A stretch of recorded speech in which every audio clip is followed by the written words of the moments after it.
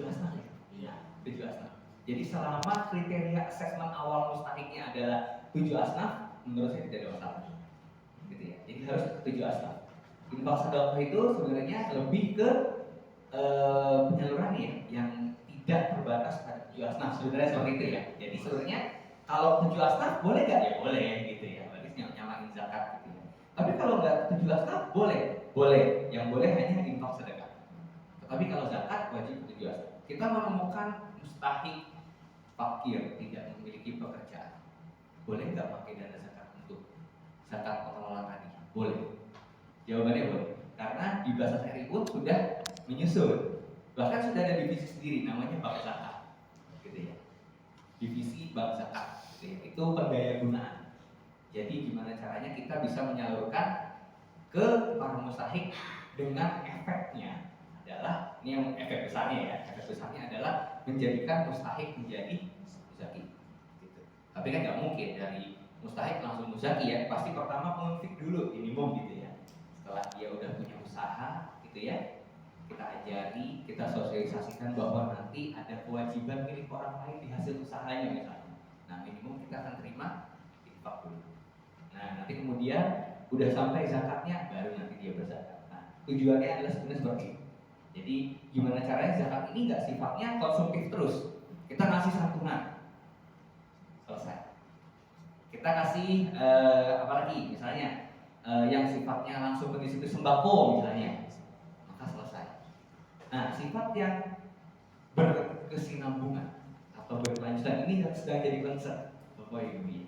Jadi yang di bidang ekonomi, modal usaha, gitu ya. Nah, terus kalau misalnya nggak kok gimana? Langsung disalurin aja boleh? Boleh. Misalnya berat nih kok, kita kontrolnya berat. Ya udah kalau gitu disalurin aja. Tapi benar-benar buka warung ya, bapak-bapak ibu ya. Nah, kalau dengan seperti itu boleh, tapi dengan syarat harus adanya tambahan monitoring dan evaluasi untuk si mustahiknya nih. Jangan sampai kita lepas nih setelah kita salurin. Ya nggak tahu terus uangnya dipakai buat apa gitu kan? Nah itu yang repot. Gitu. Nah jadi disalurin langsung boleh, sifatnya kok boleh, tapi tadi macam-macam ya. Kalau kok berarti monitoringnya udah pasti bulanan, minimum angsuran, benar ya? Nah kalau enggak, kalau pakai penyaluran, nah itu berarti kita harus monitoring gimana? Sifat monitoringnya, misalnya 6 bulan sekali, gitu ya, kita minta laporan, gitu ya, atau seperti apa? Nah itu boleh-boleh. Tanya Pak. Siap.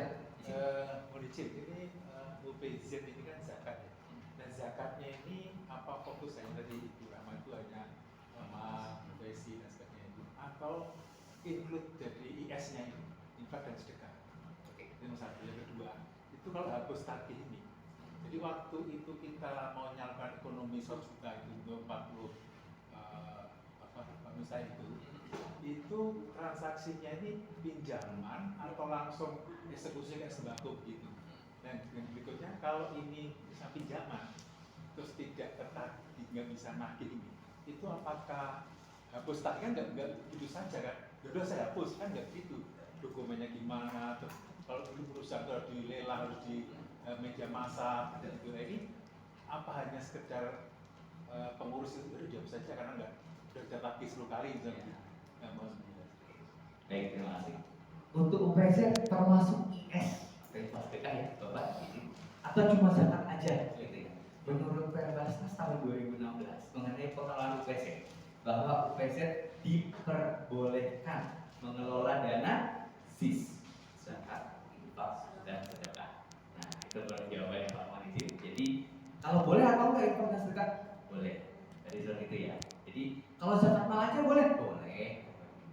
Tapi berarti untuk penyalurannya nanti memperhatikan hanya 7 asnaf seperti itu ya. Kalau plus infak sedekah boleh, boleh juga. Nah jadi nggak ada masalah, insya Allah. Nah itu untuk UPZ. Nah terus yang kedua, ya itu akuntansinya dari satu atau terpisah? Aplikasi akuntansinya ini? Pembukaan antara JIS tadi itu, akuntansi Z sama IS itu apakah jadi satu atau terpisah? Oke, nah nanti izin. Oh iya. Nanti kita akan ada nih contoh laporan keuangan dari PSAK 189 ya, gitu ya. mengenai pemisahan zakat, infak, dan sedekahnya. Seperti itu ya, izin Bapak gitu. Karena nanti terkait dengan pemisahan ini nanti kan akan terpaut nih dengan AMI ya, dan seterusnya gitu ya. Jadi nanti kita akan lihat di PS 109 contohnya seperti apa. Nanti baru kita akan seru nih, biasanya di sini ini seru nih Pak Amin. Kayaknya ini 3 hari nggak cukup kayaknya. Gimana ya? Oke. Terkait dengan tadi satu lagi tanya. Hapus tadi. Oh, hapus tadi. Oke. Nah, hapus tadi ini, jadi perlakuannya seperti apa? Pertama saya kembalikan dulu kepada Bapak akadnya dulu. Kalau akadnya pinjaman? Nah, akadnya core gitu ya. Akadnya kalau berhasil berarti ya pinjaman. Nah, kalau pinjaman berarti memang harus ada sistem penagihan.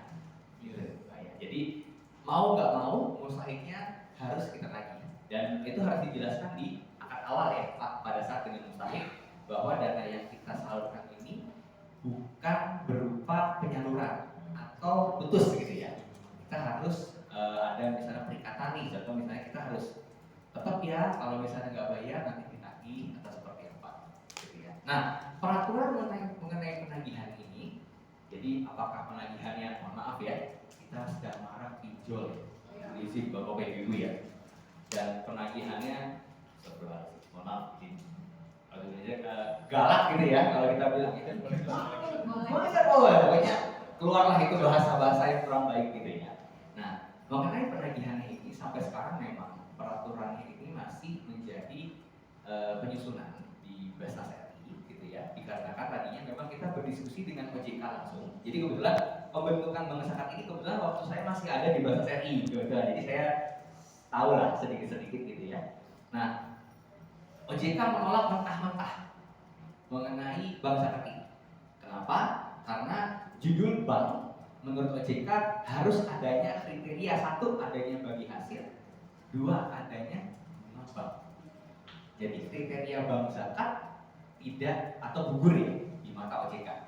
Nah, jadi pengawasan keuangan dari OJK dibatalkan. Gitu. Tadinya kita mau di BSRI ada regulator gitu ya, mau menjabat ini ya bareng lah gitu ya sama OJK kalau bisa ini dijadikan bank zakat, bisa masuk ke dalam penagihan juga ya boleh juga nih. Tapi ternyata OJK menolak kerjasama karena bank yang dimaksud oleh OJK adalah berkriteria memiliki bagi hasil dan bunga bank gitu ya. Jadi selain itu yang bunganya 0%, walaupun kita kenal nih BSI kan ada wadiah Pak, jadi bunganya 0 gitu. Nah gitu ya, pasti ada tuh yang kayak gitu. Nah tapi bagi hasil, dari Bank Syariah Indonesia secara keseluruhan itu mengelola bagi hasil ya, jadi bukan hanya tempat penyimpanan tapi tetap peminjaman juga. Nah bank zakat ini konsepnya adalah pure benar-benar peminjaman saja. Nah jadinya itu udah syarat kedua yang gagal gitu ya. Nah itu yang mungkin sedikit mungkin bisa.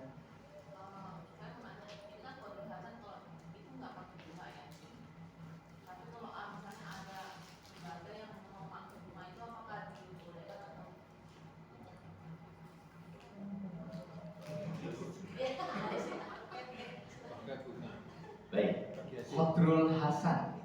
Kalau misalnya udah pakai bunga, kortnya gugur dong ya. Kalau yang kita tahu ya, kort itu namanya kort gitu ya. Kort itu udah pasti tanpa bunga. Yang ini sepengertian secara ini ya, secara arti ini.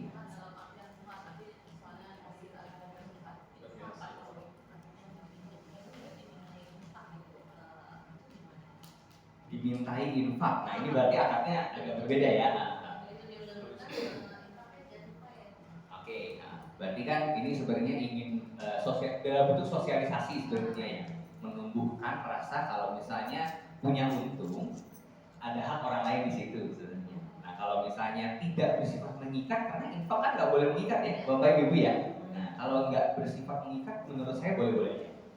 Tapi kalau sifatnya sudah memaksa, mau disip pajak, nah itu udah nggak boleh. Berarti kortnya gugur.